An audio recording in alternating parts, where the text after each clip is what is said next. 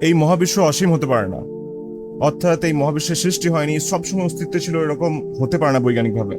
কারণ ফিজিক্সে second law of thermodynamics বলে আইসোলেটেড সিস্টেমে এন্ট্রপি সবসময় বাড়বে।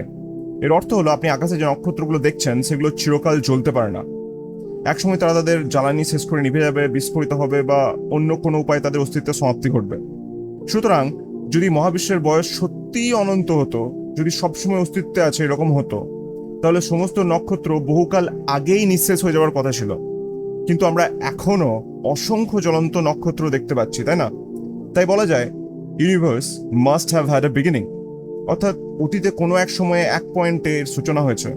ওয়েল, তাহলে সৃষ্টির পিছনে কারণ কি? What caused it to begin? Atheist secular কসমোলজিস্টদের মতে শূন্য থেকে সৃষ্টি হয়েছে। Something had to come from nothing.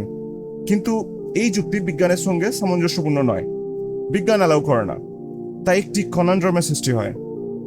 এক, শূন্য থেকে সৃষ্টি হয়েছে কোনো কারণ ছাড়াই, যা বিজ্ঞান অ্যালাউ করে না। অথবা দুই, the universe has been here for ever, মহাবিশ্ব অনন্তকাল ধরে অস্তিত্বে ছিল, যেটা সেকেন্ড ল অফ থার্মোডাইনামিক্সের সঙ্গে সাংঘর্ষিক। মানে এটাও বিজ্ঞান অ্যালাউ করে না।